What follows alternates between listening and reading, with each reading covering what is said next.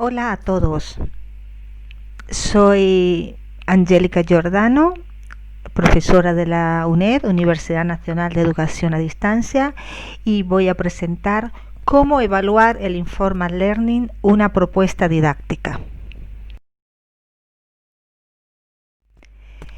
Empezaré con la motivación, los objetivos, luego hablaré de las hipótesis, el estado de la cuestión, metodología, propuesta didáctica y conclusiones. En cuanto a la motivación, respondemos a la pregunta ¿por qué el aprendizaje informal? Bueno, la evaluación que se conoce hoy en día y que ha persistido durante siglos, como todos sabemos, no ha llevado a muchos cambios significativos. Por esta cuestión, muchos estudiosos e investigadores se plantean soluciones, pero la realidad es que nadie se atreve a llevar a la práctica un cambio radical. En cambio, se están desarrollando desde hace años muchos trabajos de investigación con metodologías innovativas. Estos trabajos proponen nuevos enfoques didácticos, pero sin crear una verdadera revolución en la enseñanza. Los objetivos propuestos son dos. El primero es demostrar que tanto la evaluación como la corrección se pueden hacer de manera colectiva y cooperativa, a través de la interacción de los discentes, que son los verdaderos protagonistas del proceso, para facilitar un mejoramiento didáctico. El segundo objetivo tiene que ver con la función social y didáctica que tienen las redes sociales y la revolución que están causando en su aplicación en cuanto a la pedagogía o a la didáctica, sobre todo para proponer un nuevo sistema de evaluación que transforme completamente el concepto tradicional de educación en cuanto a la calificación numérica, proponiendo en primer lugar el desarrollo de las competencias y de las habilidades. La hipótesis planteada es demostrar que los discentes son protagonistas y partícipes desde el primer momento de todo el proceso de enseñanza-aprendizaje, que ya no es el profesor el único protagonista, sino que ambos comparten este rol, tanto en la selección de materiales como en la negociación de todo el proceso didáctico, tomando en consideración ante todo la motivación, porque es fundamental. Y esta diferencia entre discente y docente tiene cada vez una línea mucho más imperceptible, ya que ambos participan íntegramente en el estado de la cuestión. ¿Qué hay y con qué contamos?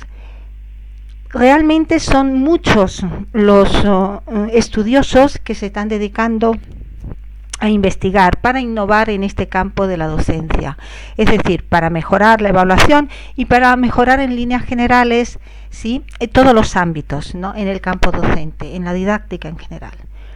Pero realmente estos estudios que se han realizado han sido solo teóricos, muy pocos de ellos se han llevado a la práctica.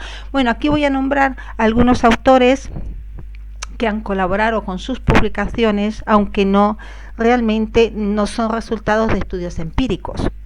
Autores como Aroyé, en su libro sobre redes sociales para la educación, habla sobre la posibilidad de utilizar todas estas redes sociales para mejorar no solo la didáctica, sino también la evaluación. Rivoltella, en su estudio sobre sociedad, didáctica y tecnología, también plantea las amplias posibilidades que tienen las redes sociales más allá del perfil social y de ocio. Los dos grandes pedagogos italianos, Colombo y Barani, hacen profundas reflexiones sobre el constructivismo y la enseñanza, que es fundamental, ya que el constructivismo es el aprendizaje a través de la interacción, a través de la cooperación, aprender dentro de entornos comunicativos, de contextos, ¿no?, relacionados, precisamente lo que queremos plantear, el aprendizaje colectivo. Bien, esta forma de evaluar el conocimiento y la realidad no se había previsto en la enseñanza tradicional. Esto lo plantea Cano, que también es un estudioso que hemos consultado y yo creo que ha hecho trabajos muy interesantes sobre este tema. En cuanto a la metodología, se utilizaron los métodos tanto cualitativo como cuantitativo para extraer datos a través de encuestas y entrevistas. La investigación se llevó a cabo durante 3 años, con estudiantes de español L2. Se organizaron diferentes grupos correspondientes a los niveles A2, B1 y B2, aunque también se trabajó con los niveles A1, B1.1 y B1.2. Pero con estos 3 niveles que se especifican se hicieron seguimientos más asiduos y profundos. Digamos que el seguimiento que se realizó fue semipresencial, ya que se daban las clases presenciales y luego los estudiantes tenían que trabajar por su cuenta, entre ellos online. Se establecieron 2 tipos de aulas, el aula presencial y el aula social. Bueno, aquí vamos a ver la propuesta didáctica. En primer lugar, en la propuesta didáctica se propusieron varios tipos de actividades y de correcciones, todas cooperativas.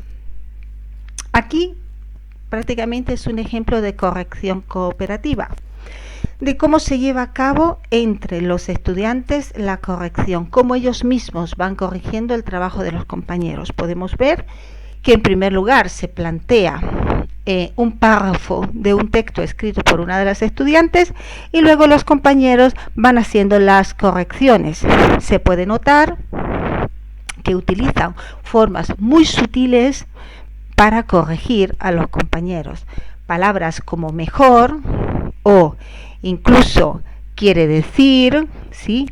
O en otro caso simplemente se hace una pregunta y se responde.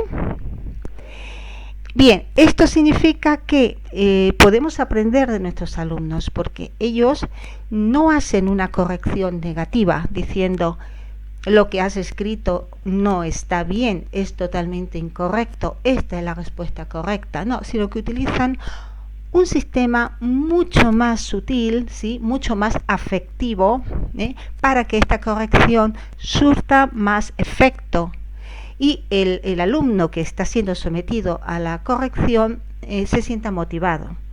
De hecho, se puede ver que el estudiante toma nota de las correcciones que hacen sus compañeros y a través de hacer y rehacer, volver a hacer y volver a rehacer, llega él mismo a la convicción de la corrección.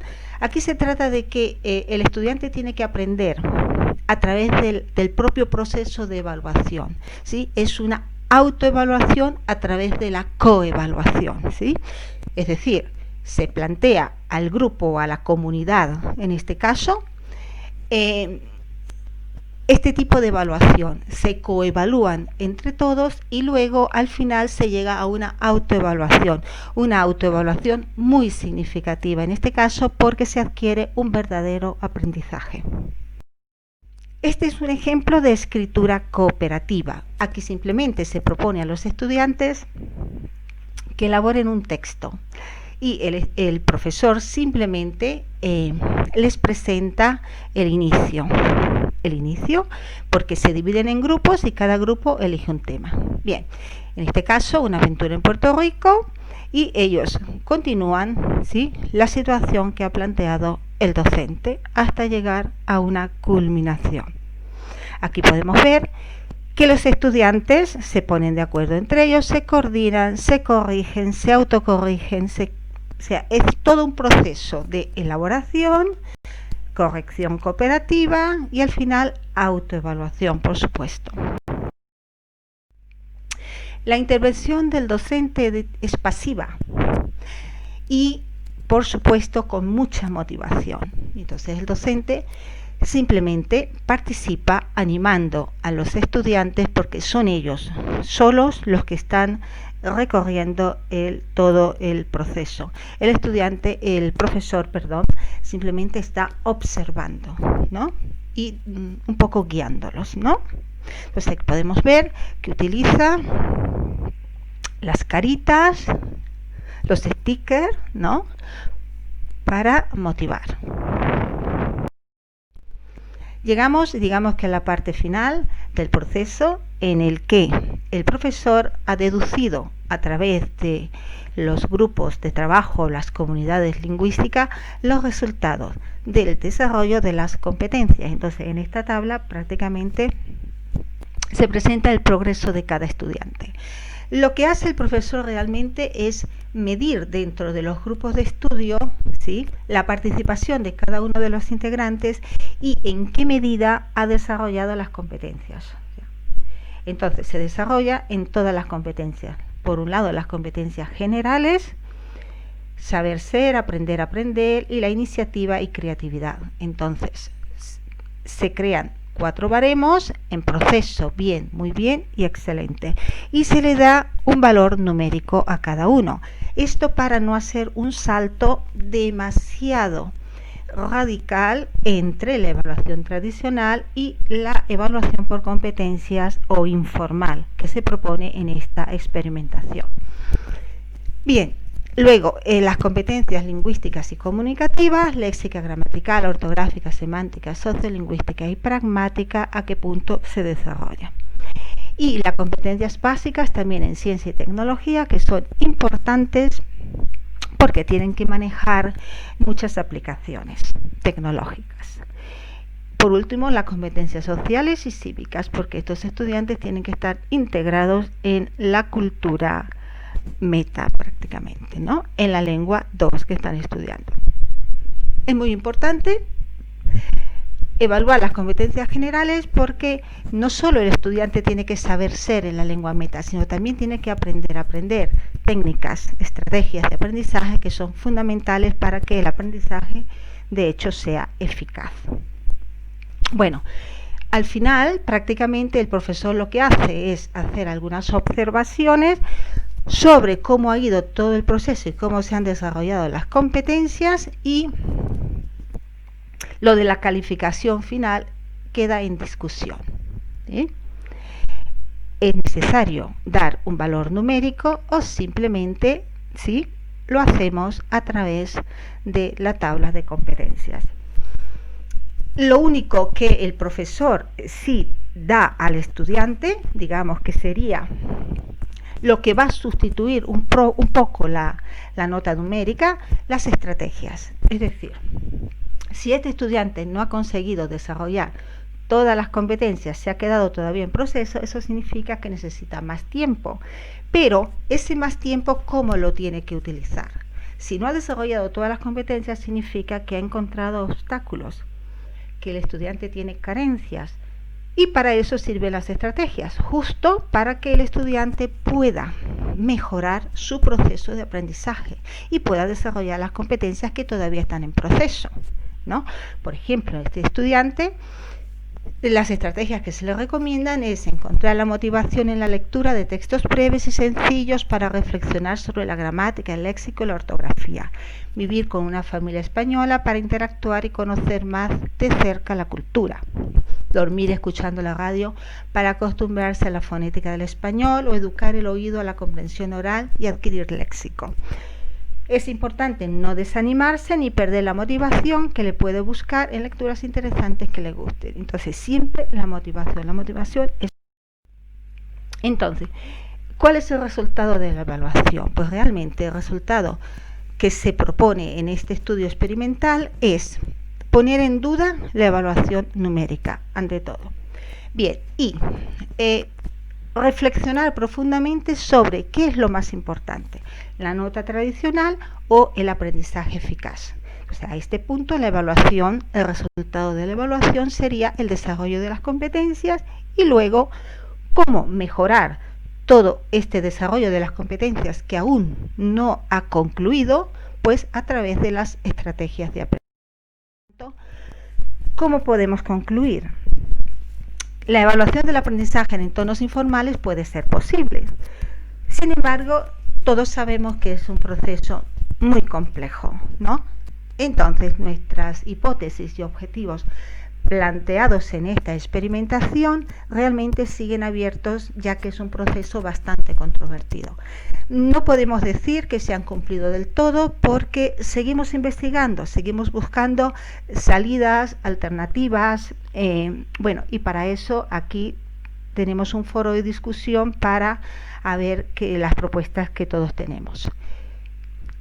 no hay recursos para llevar a cabo una evaluación diferente, ¿no? Que responda a otras necesidades, las necesidades que realmente nos están pidiendo los estudiantes del siglo XXI. ¿Por qué? Porque estamos todavía anclados a las formas tradicionales.